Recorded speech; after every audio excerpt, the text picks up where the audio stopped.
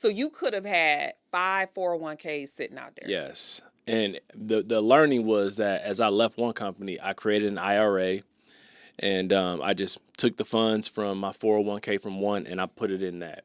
And so when I joined a new employer, I started in the 401k, but I had my IRA, which I just call my dump fund. It is It's a my dump spillover account because I'm not contributing to it. and you can't contribute to Right. it. And I just continued to, whenever I left someplace, I would take my 401k money and I would dump it into that and it would get bigger. I would let it sit in the market.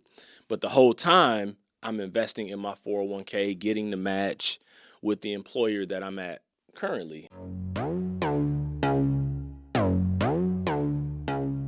Welcome. This is For Better and Worth, The podcast where we don't believe you have to sacrifice your relationship while you grow and build your net worth. We are your hosts. I'm Chris. And I'm Ericka Young, and we're so glad you're joining us today. All right, y'all, let's get into it. Hey, babe. How are you? I am doing great in this new year, this 2025. I'm excited because I started off and I didn't gain any holiday weight. That's a good thing. That is huge. I mean, I could be faking it. I don't know. But you still can feel like you fully enjoyed yourself. I did. You were did. able to eat well, and we had a bunch of treats and stuff that people gave us, and cookies and cakes and all kinds of stuff. But we did hit the gym while we were off on vacation as well for the holidays. So. Yeah. I managed it. So that's a good thing. Listen, you know what? Anytime you can say you didn't gain a whole bunch of weight over the holidays, that's a win, in my opinion. I think this is a great preface because people need to be managing their lives and managing their money. And we're going to get into talking about how you need to, it's not just about like money management. It's about being strategic, and you can't be passive with how you go through life, especially when you talk about money management, because things are not going to happen by osmosis. You're like, I thought it, I visioned it, I believed it, and it happened.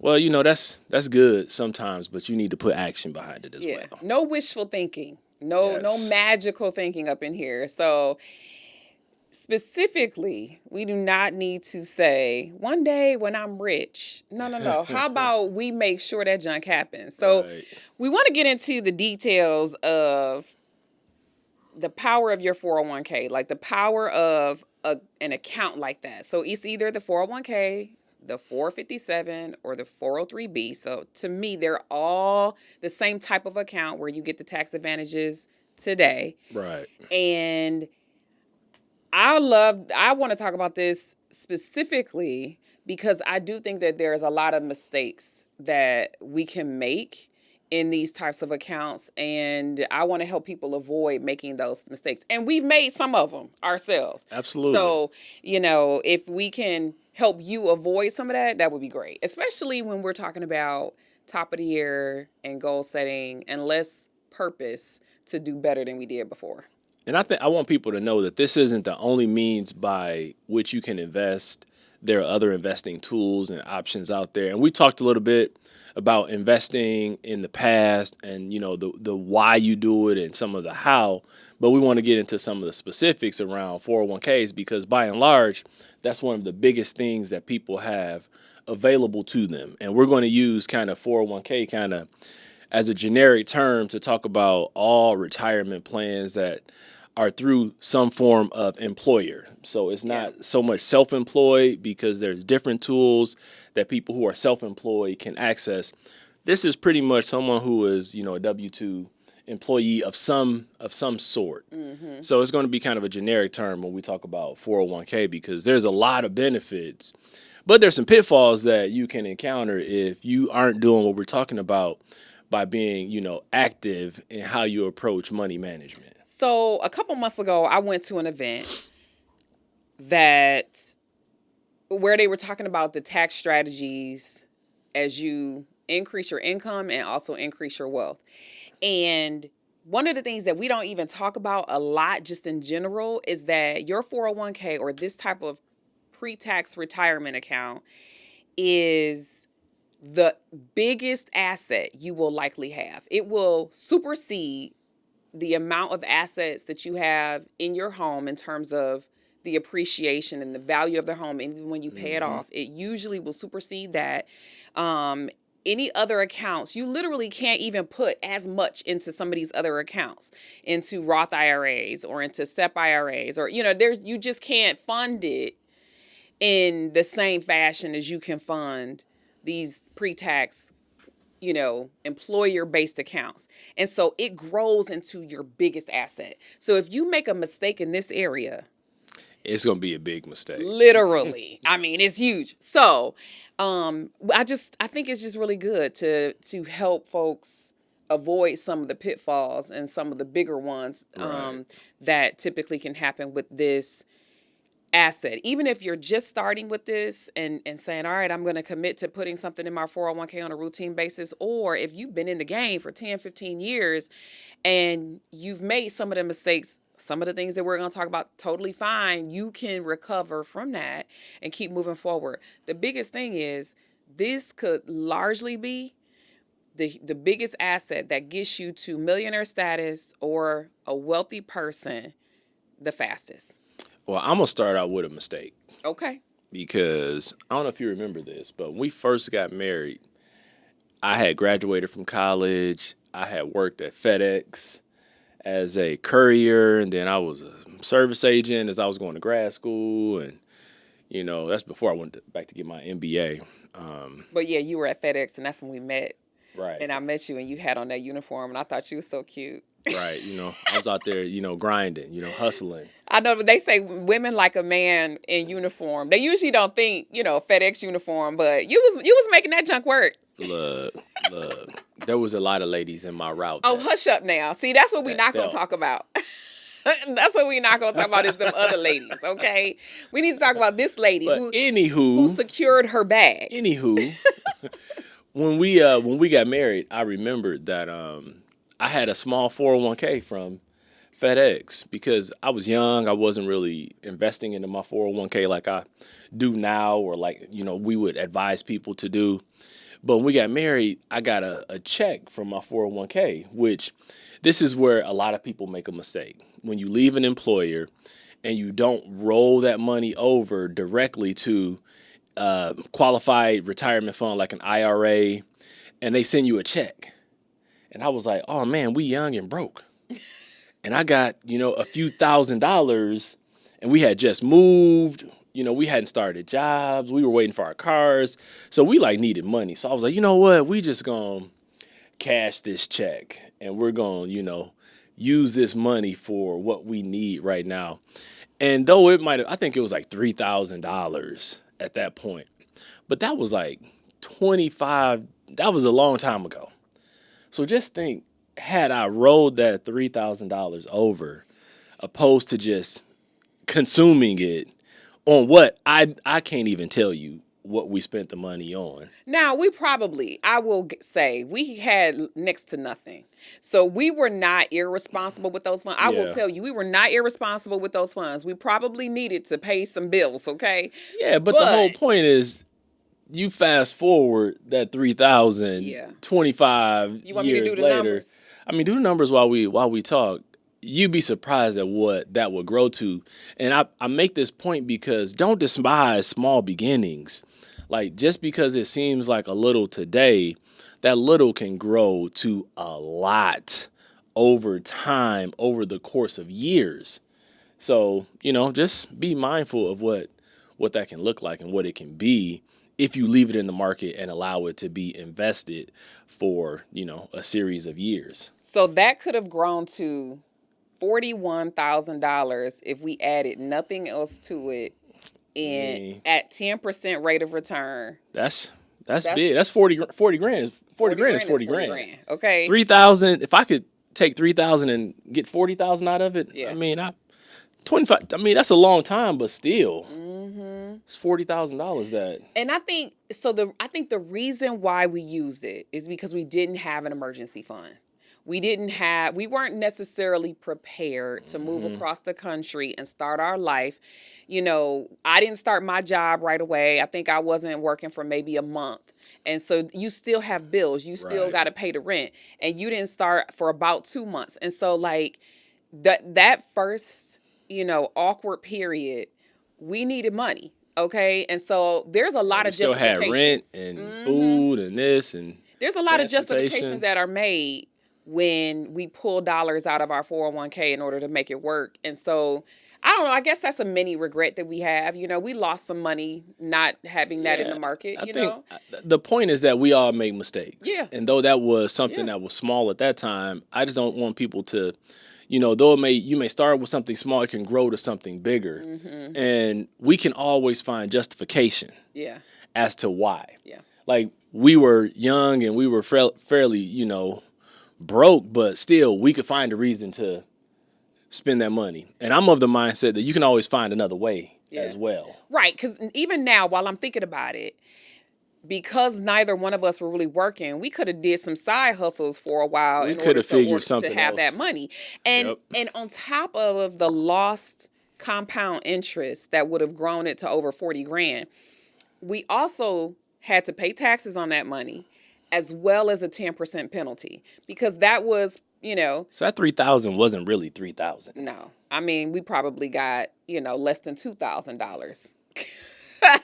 Right. So you think about it and it's like, wait a minute, why are we doing this? Right. You think about 2,000 into 40,000, that sounds, even more impactful, or I guess worse that, you lost that money. But so the first mistake to avoid is don't take it out. That turned into what one would call a withdrawal, early withdrawal. And when you have the penalty and you also have to pay taxes, you can also do a hardship withdrawal. You can say that something happened, there was a major issue or emergency that occurred, and it's essentially the same thing. The only difference between that, though, is a hardship withdrawal typically is in the form of a loan that you're paying back. You can do either or. You can do either or. You could pull it out and then you never pay it back, or you could do a loan. Yeah. And so either way, you don't want to do it because you're taking the money out of the market. And with the loan itself, you're going to pay it back and you won't have the penalties. You won't have the taxes. That creates some stress and strain there. I think the bottom line of what we're saying when it comes to 401k, don't touch it. Yeah. Bottom line, don't touch it. Let it do its job. It's like when you cook and they say, don't open the oven. You let all the heat out. It's got to start over. Let it cook. Let it do what it's going to do and stop messing with it, and that's the thing that we would say first, don't touch it, because like Ericka said, you're going to pay penalties, you're going to pay tax. And if you do take it out as a loan, that creates another debt that, yes, you're paying yourself back, but it's still a debt. It is. It still has to be paid back. And if you don't pay it back, there could still be issues. Right. If you leave that company with a loan, it turns into a hardship withdrawal unless you pay it back in full in a lump sum. Okay? Hello. So all of this is risky business, right? All of it is risky business. The other thing I was gonna say, you said, when you're cooking, you leave it alone. So I love my crock pot. Okay. I love my crock pot. And on high setting, you can cook food in like 4 hours. But on low setting, it's all day. It's 8 hours. And I have done both, and I have found that my food is so much better when I let it go all day. And if you take the top off to stir it up or put something in there, it has to take another hour. It extends the time. It extends the time. Again, this is such a good analogy to not taking the top off of your 401k. Do not take a hardship withdrawal. Do not withdraw any money if you go to another company, make sure you roll it over and don't take a loan. Just don't touch it. Let it simmer, let it marinate, let it stay in there. I know it's long term, but that's the biggest thing. It's going to be so much better. It's going to taste so much sweeter, in the years that you leave it alone, because that money is going to grow for you. I think that's a learning for me, is that as I've worked different corporate career, I've worked a corporate career, I've worked for different corporations. How many companies have you worked for?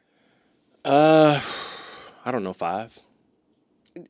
Okay. Yeah, 5. So you could have had 5 401ks sitting out there. Yes. And the learning was that as I left one company, I created an IRA, and I just took the funds from my 401k from one and I put it in that.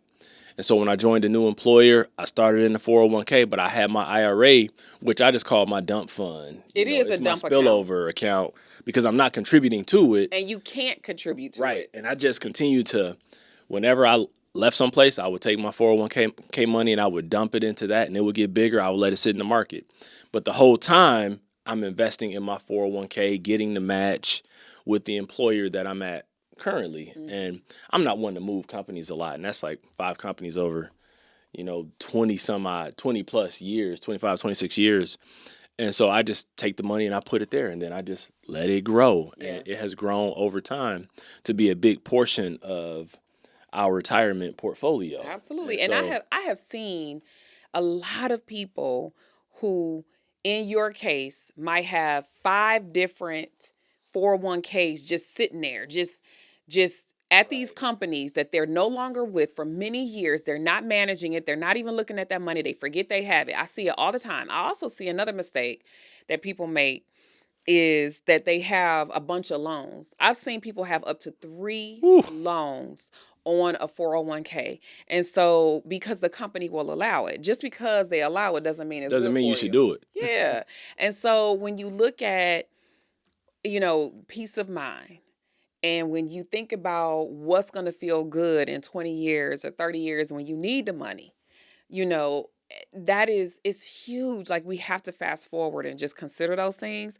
But I think that's a big mistake is thinking, okay, well, it's still there for me, but I really want to, you really want to put it all in one, because then you can actually see it and pay attention to how that is performing. So just case in point, just make sure when you leave a company, make that rollover into a traditional IRA. Remember we had a friend that realized they had like 140 grand like sitting at a past employer, that they realized, wait a minute, I've got 140,000. I don't know how you miss $140,000 that's just sitting there. But then they had to go grab that money and put it into an IRA, and you don't know how it was invested, while it's sitting there, how it's performing. And that's to the point. You want to put it somewhere where you can keep your eyes on it. Yeah. And that takes me back to, you can't be passive in your approaches to money management, just thinking like, oh, we're just going to let it do what it does. Yeah, well, when you have your eye on it, because even cooking with the crock pot, you still got to go look at it and see, okay, yeah, it's bubbling, it's cooking, to even know if you need to get in there and stir it up a little bit. Mm-hmm. And I like that analogy as well, because, then it's going to take a little longer cook time, but you can plan around that. Mm-hmm. And it's nothing like being active versus passive when, you don't look at it and it cooks and you open it up and it's burnt. So I'm going to stick with this because I'm really enjoying this analogy. This is the key reason why you got to start early. Because if you start early and you realize, oh, wow, I need more time, or something happens. So I'm just going to get real particular here, because this week I actually did use a ham bone in something I put into my crock pot. And I planned to open it up, stir it up, and turn it over because it was big. And I wanted it to get on both sides because it was going to fall off the bone, right? But I opened it, stirred it midstream. I planned to open it. And I knew that it was going to take a little bit longer because I did that. And so this is why you want to start early, because there are times when you're going to have to adjust, where you're going to have to maneuver some things or reseason. You know what I mean? And then the other thing, again, with the crock pot, because I love this. I wear my crock pot out, by the way. If you don't know, I wear my junk out. Anyway, but even if you're not starting early, you need to accelerate. So you're going to have to put it on high heat for 4 hours if you don't have 8 hours. And if you do that, that means extra money. You got to put more money into it. That means that you have to make sure that your risk tolerance is taken into account. Like you might have to turn your risk level up a little bit. Maybe if you feel okay with that, you know what I mean? And so if you have time. Yep. And so the thing is that these adjustments are necessary, and you just got to pay attention. Don't put the money in there and then never look at it. Don't do that. Just don't do You that. know what you're talking about? Active money management Yeah. versus passive money management. Mm-hmm. And I know in investing you can have, active or actively managed or passively managed. That's a little different because you still have some control. We won't go off into that and talk about that too much, but I think the point that you make is that people have to pay attention. Mm-hmm. And we said don't touch it, and we know that emergencies happen in life, and it's probably easier to just pause your contributions to your 401k for a season than to go and touch the money Yeah. in the 401k. And Absolutely. so you got to like really be thinking about like, okay, I've hit a roadblock and this is creating some financial stress or strain because I'm putting into my retirement, but I don't have enough for today. So it makes more sense to say, you know what? I would say pause it to the match, because you don't want to miss that free money, but sometimes you may have to take it down. And if you do, just know you're missing out on some free money. But if you can take it to whatever level the company matches so you can still get the free money, maybe you do that for a season to address whatever need is in your life and then come back and start your contribution again. I would rather see someone do that than to say, you know what, I'm going to go into my 401k and I'm going to take this hardship, disbursement or this hardship loan and I'm going to pay it back or I'm just not going to pay it back. And that can have a much greater impact. Absolutely. I ditto, everything you just said. And I would also say that people don't think that they can pause their 401k. It is not the first thought is typically, let me pull money out of it or let me take a loan. They don't think they should pause it. And part of the reason is because they know they can take a withdrawal or a loan for more money. Because you can, if you got $100,000 in your 401k, you can take 20,000 out of it. You literally can do that. But they don't like the idea of pausing it, and every month their paycheck goes up only $500, right? And so they want that immediate gratification. And that's the immediate gratification is how we go into debt. And so pausing is the best strategy. Even if you have to pause for 6 months, just know, like, and here's case in point, like if you are a person, if you're a couple and one person um has a job loss and so they're out of work for 3 months, that's an emergency. And if you need that extra 500 or whatever it is that you're putting into the 401k on that other spouse's income, that could be super helpful. That might be food money, grocery money. I would rather people do that Absolutely. because then it also makes you really assess what you're spending the money on. Yeah. Opposed to taking this lump sum, then you feel like you could do a lot of stuff that you probably shouldn't be doing in that moment or at that time. Yeah. Because if you go take a $20,000 loan, it's one thing to say I got to take that and I'm gonna put it all on a new vehicle. Yeah. Or if you take it and you're holding it and you're spending it piecemeal, there's gonna be some stuff that creeps its way in there that shouldn't be in there. Yeah. $150 in dining out or some clothing. Oh, we needed this. And now you look back and you've taken that loan and you can't account for where all that money went. Mm-hmm. And was it really an emergency or was it just something that you felt like you needed to do? So, and honestly, if you talk to a good financial advisor or a good CPA, I almost 100% guarantee they will say the exact same thing. Check me on that. Like, because they do not want you to take the tax hit, and they do not want you to take your money out of the market, period. Hands down. They will say, just pause for a second if you have an emergency. So I think that's a big thing. Another mistake that I think can be made is overfunding. And that is simply you doing too much. To the point where it's hurting you. So like we fully believe in investing in your retirement. We definitely think that a primary way that you do that is at your employer through a 401k, 457 or 403b. Let's just say that. And we want you, if you can, to max it out, and not just the company match, but the maximum you can put into the 401k, and that's $23,500. We would love for you to get there.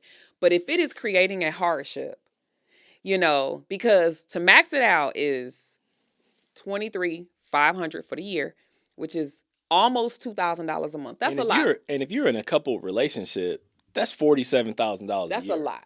So you got to be making a pretty good income to Yeah. feel comfortable to fully max it out. But that should be all. That should always be the goal. Right. Because it's easier to adjust lifestyle, but that's where people don't want to sacrifice. Mm-hmm. They want lifestyle today and they don't want to plan for lifestyle in the future. And you have to find that fine balance between what is appropriate lifestyle today, meaning, what is a big enough house? What is a nice enough car? What is, nice enough clothes? And, we talk about progress over perfection. So I'm not telling people to be perfect, but I think people indulge more in lifestyle today versus planning for the future. And though, with a couple, $47,000 can be a lot of your take home income if, it's not a huge income. But like we said, just ratchet it up every year. Maybe, I love the idea of turning it up 1% every year. Like when you get a pay increase, take some of that. It's going to go some for lifestyle, some for retirement. And that's one way to do it. So you gradually build your lifestyle and you gradually build your investment into your future. Mm-hmm. I think that if you'll know you've overfunded if some of the basics, the normal routine expenses at home are suffering. And this is why, I'm gonna always go back to a budget. I'm gonna always go back to a budget. And I don't think you should suffer. Suffer in particular is the word today so that you can have a really solid future. I think that there can be a balance. You can have some of the nice things. You can go out a little bit. You can have a good vacation. You can do some of the things that make life fun and enjoyable, but don't overindulge in your future sacrifices, and also don't, you know, underdo it and you're just super funding it, and then you just can't do anything. Can't have any fun or Right. enjoy life at all. So know what that balance is for you. And like you said, just every year, maybe increase it 1% or 2 to see how that feels. It took us until we were in our 40s I to don't know if it was quite, it was close. it was definitely in our 40s, honey. It was definitely in our 40s when we actually maxed close. fully Yeah, the it was close retirement vehicles that we had. Right. It's probably been 10, 11 years that I fully have been maxing out Yeah. my 401k. Yeah. But I was building it up every year. I was putting as much as I could because, we were, we were trying to save for college. Yeah. We were, we had paid debt. We had paid a lot of debts off, and we upgraded in house. And that's something that if I go back and I would look and do some things differently, I definitely wouldn't have upgraded our house. I probably would have stayed in our first home. That one moment. Yeah, I would have stayed in our first home because we were on a 15-year. We had adopted the principles, but then we got the fever. Yeah. The fever struck, and we were like, oh, we got to get this nice, new, bigger house. And I like the house, but in retrospect, I would have made different decisions now than I would have then. Mm-hmm. But the point is that, we didn't do it right off the back, so we're trying to help you learn from our experiences of how we could be much further along as well. Yeah. And I love to see people who are winning and having success with this. So, keep turning the dial, adjust lifestyle, turn the dial for investments, and kind of keep those in whack. Don't let one outpace the other is what I really hear you saying. Yeah, and I think the other thing is for us, we weren't 100% on the same page originally around maxing out our retirement options. Yeah. I know I had some trepidation initially around fully maxing it out because, I wanted to have more take-home income. Yeah. And I feel like you had your things that you really wanted in our finances to max out. You wanted a solid savings account. Like that was your priority. And for me, the priority was maxing out retirement savings. Yeah. I cared less, not 0%, but I cared less than you about the emergency fund being at a certain level. And I cared more about saving for the future. And that's a good balance. But it did. You need both. It did cause some different discussions because we weren't in alignment. Call it what it is. It caused some strife. There were some moments because every year I was like, I want to max it out. I want to max it out. And so that's what led us to just do a little bit more. And that's what led me as a business owner to max out all of my retirement options because I really wanted to make sure that I got the most bang for the buck.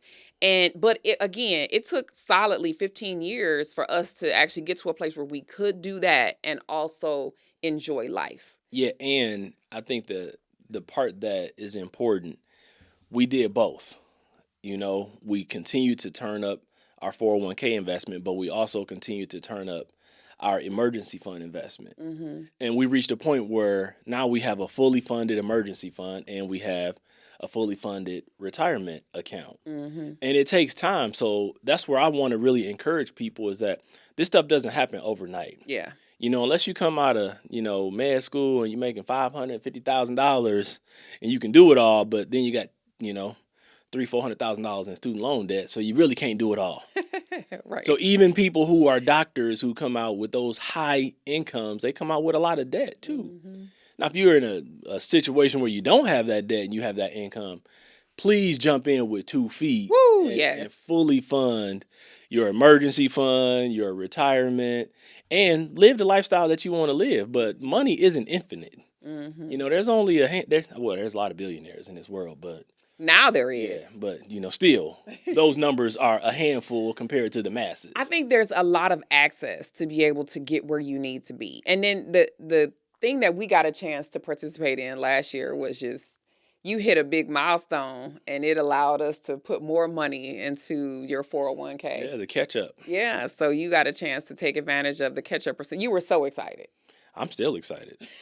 So if you're over 50, you get to put another $7,000 into your 401k. It's actually, it's 7,000. Yeah, 7,000.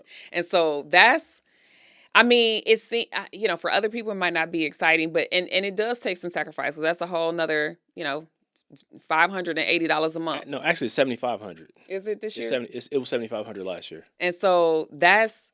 Being able to take advantage of that is fantastic. And so that means that even if you are, if your slow cooker started midstream and you got to turn the heat up, that's a way you turn the dial. I think they knew people would need that. Yeah. Because when you're young and you don't fully fund it, this is actually, it's called a catch up for a reason. Right. Because now you can, in a sense, overfund what you couldn't fund in the early years. So it gives you that ability to where you couldn't do it earlier.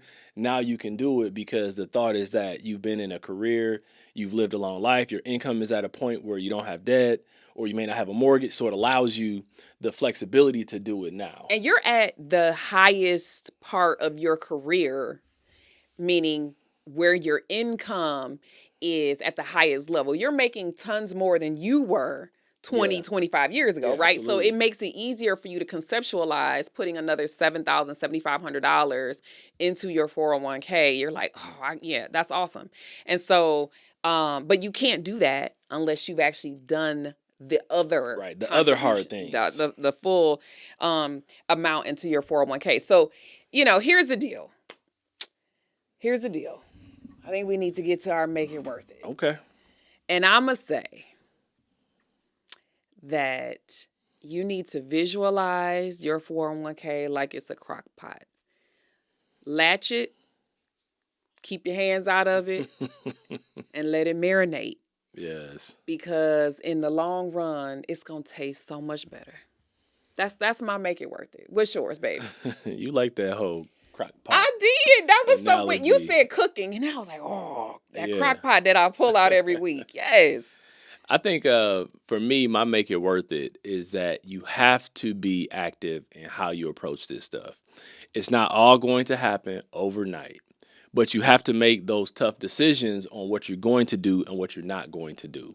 Because what you want in the long run, you can get there. It just takes time and you have to have a plan. And that plan requires you to really be methodical about how you approach it.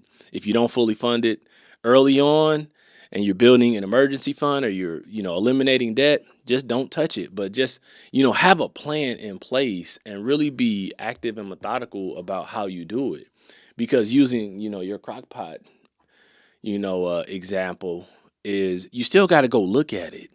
You still have to see what's going on. You can't be ignorant and say, I'm just going to ignore it. I'm going to wait until I hit this certain level. And it's always that dream. Well, one day when? Let's plan what that one day is going to be and work to get there. So that's what I would say. Well, I'm excited because I feel like everybody who listens is going to do some awesome, make some progress with their 401ks this year and feel really good about what that looks like at the end of the year. Yep. And, I think this just gets me. It's encouraging, is what it is. This time next year, people are gonna look back and be like, "Man, I made some real progress over 2025 because it's January, and people are going to have all year to start making some decisions." So, yeah, I love it. So, this has been great, honey. Hey, I agree. Yes. So, until next time. We're out. Thank you for spending some of your time with us today. We appreciate all of your support. So be sure to subscribe, rate, and review us wherever you listen to this podcast. You can find us on Instagram at For Better and Worth. And sign up to receive our free guide, The 7 Reasons Your Money Relationship Isn't Working with Your Partner, on ForBetterandWorth.com. Until next time, we're out of here.